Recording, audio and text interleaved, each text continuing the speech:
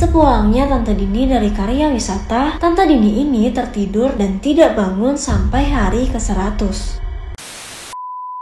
Hai guys, aku Olivia dan selamat datang kembali di YouTube channel aku. Pada episode kali ini aku akan kembali membacakan cerita horor atau paranormal experience yang dikirimkan ke email aku. Nah, kali ini aku akan membacakan cerita yang dikirimkan oleh seseorang yang aku kenal, yaitu temannya mama aku yang namanya Tante Dini. Halo Tante, terima kasih banyak sudah mau membagikan ceritanya dan memperbolehkan aku untuk membacakannya pada episode kali ini. Kisah ini dialami oleh Tante Dini pada saat umurnya 14 tahun, di mana raganya tertidur selama 100 hari, sementara jiwanya terkurung di alam yang berbeda atau di dunia lain. Sebelum masuk ke ceritanya, jangan lupa untuk like, subscribe, dan juga komen sebagai bentuk dukungan kalian terhadap YouTube channel aku. Oke, tanpa berlama-lama, langsung saja kita masuk ke ceritanya.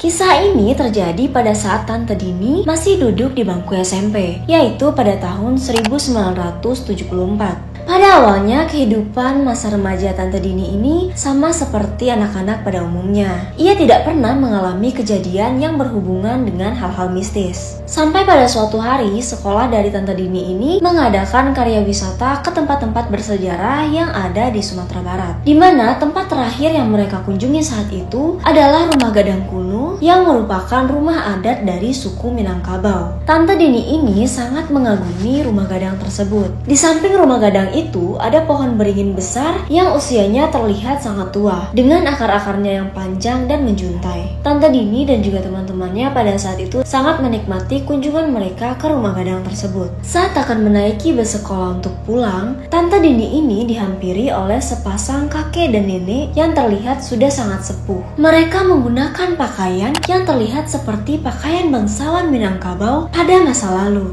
Kakek dan nenek ini kemudian mengajak Tante Dini untuk mampir ke rumah mereka yang berada tidak jauh dari rumah gadang tersebut. Tante Dini pun menurut seakan terhipnotis, dan tanpa ia sadari, ia sudah masuk ke halaman rumah kakek dan nenek tersebut. Tante Dini melihat bus sekolahnya yang sudah berangkat dan semakin lama semakin menjauh. Saat itu Tante Dini pun melepas kepergian teman-temannya dengan melambaikan tangan dan kemudian mengikuti kakek dan nenek untuk masuk ke dalam rumah. Rumah kakek dan nenek itu sangat besar dan juga indah, seperti rumah raja-raja pada zaman dulu. Tante Dini saat itu diberikan kamar yang sangat indah dengan kasur megah yang ditutupi dengan kelambu yang berwarna putih. Ia juga diberikan pakaian yang persis dengan pakaian yang digunakan oleh si nenek, yaitu baju kurung yang sangat indah. Di sana Tante Dini ini diperlakukan dengan sangat baik yang membuat Tante Dini ini merasa sangat bahagia tinggal di sana. Di halaman belakang rumah itu sekitar 200 meter ada tempat mandi mereka yang sangat indah, seperti sebuah taman, dan ada kolam pemandian dengan 7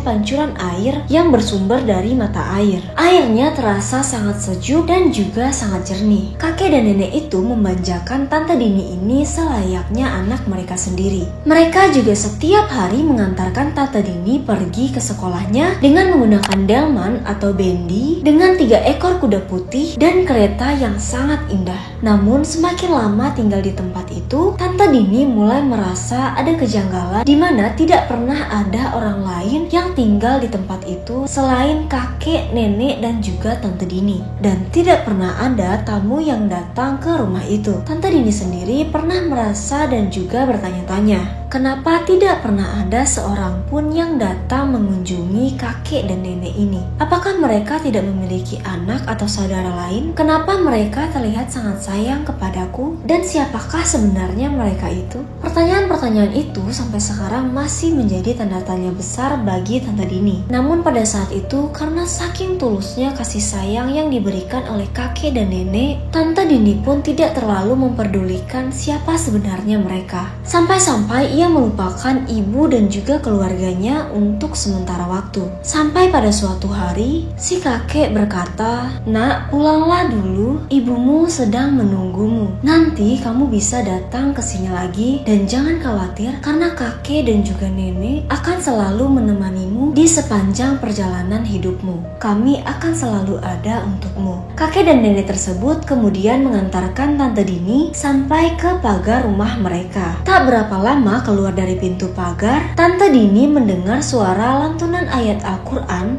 dan isak tangis ibunya. Tante Dini kemudian perlahan membuka kedua matanya. Ibu dari Tante Dini saat itu langsung menangis dan berucap syukur sambil memeluk Tante Dini yang sedang terbaring di tempat tidur. Ibu Tante Dini pun mengatakan, "Alhamdulillah kamu sudah sadar nak, sudah lebih dari 3 bulan ibu menunggumu bangun."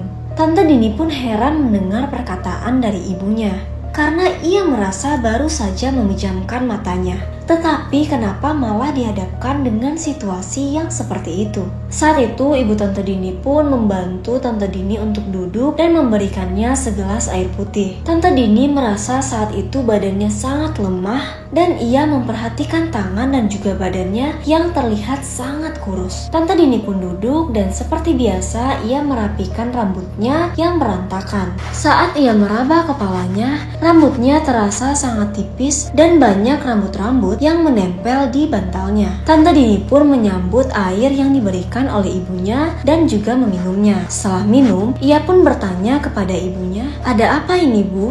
Kenapa badanku sangat kurus dan rambutku terasa sangat tipis?" Ibu dari Tante Dini pun mengatakan bahwa Tante Dini baru saja terbangun dari tidur panjangnya dan ia terbangun tepat di hari ke-100. Segala macam usaha sudah dilakukan oleh ibunya untuk membuat Tante Dini ini bangun. Mulai dari pemeriksaannya ke beberapa rumah sakit dan hasil dari pemeriksaan pun selalu sama yang mengatakan bahwa Tante Dini tidak sakit apa-apa, melainkan ia hanya tertidur. Saat itu dokter pun menyuruh untuk merawat Tante Dini di rumah saja. Ibu Tante Dini juga sudah banyak memanggil orang pintar, namun tidak ada satupun dari mereka yang dapat membangunkan Tante Dini. Sanak saudara, tetangga, guru-guru dan juga teman-teman sekolah Tante Dini sudah silih berganti datang ke rumah untuk membacakan ayat-ayat suci untuk Tante Dini dan berharap agar Tante Dini terbangun. Tetapi itu semua tidak membuahkan hasil. Saat itu Tante Dini pun kembali bertanya kepada ibunya, "Gimana ceritanya aku bisa tidur selama itu, Bu?" Ibunya pun tidak tahu apa penyebabnya. Namun saat itu ibu dari Tante Dini menjelaskan bahwa sepulangnya Tante Dini dari karya wisata, Tante Dini ini tertidur dan tidak bangun sampai hari ke-100. Saat itu Tante Dini pun mulai menceritakan hal yang terjadi padanya waktu itu. Ia mengatakan kepada ibunya bahwa waktu itu ia tinggal dengan sepasang nenek dan kakek di sebuah rumah yang sangat besar. Setiap hari ia tetap melakukan kegiatan-kegiatan yang biasanya ia lakukan. Ia tetap pergi sekolah, bermain, makan, minum, sama seperti kegiatan rutin yang ia lakukan. Hanya saja Tante Dini tidak tinggal di rumah ibunya, melainkan ia pulang ke rumah kakek dan nenek itu. Tante Dini pun kemudian bertanya, apakah selama ini ia hanya sedang bermimpi? Mendengar hal itu, awalnya ibu dari Tante Dini tidak terlalu khawatir. Yang terpenting adalah anaknya kembali dengan selamat. Namun ada sesuatu yang aneh semenjak Tante Dini ini bangun dari tidur panjangnya, di mana setiap malam Jumat, ibu dan juga keluarga dari Tante Dini sering melihat ada seseorang yang menggunakan pakaian serba putih yang selalu menemani Tante Dini. Dan saat itu sering tercium aroma seperti wangi bunga melati. Bahkan Tante Dini juga berbicara dengan sosok tersebut. Karena merasa khawatir, ibu dari Tante Dini pun mencari orang pintar untuk memisahkan Tante Dini dari kakek dan nenek itu. Namun anehnya, setiap kali dibawa ke orang pintar tersebut selalu mengatakan bahwa sosok yang mendampingi Tante Dini ini adalah orang baik dan sosok itu tidak akan mencelakai Tante Dini. Malah sebaliknya, mereka akan selalu melindungi Tante Dini karena mereka sangat menyayangi Tante Dini. Karena jawaban dari orang pintar itu selalu sama, akhirnya ibu dari Tante Dini pun menyerah dan tidak lagi membawanya ke orang pintar. Sampai saat ini Tante Dini masih sangat sering bertemu dengan kakek dan nenek itu di dalam mimpi. Terlebih pada saat ada orang-orang yang berniat jahat kepadanya.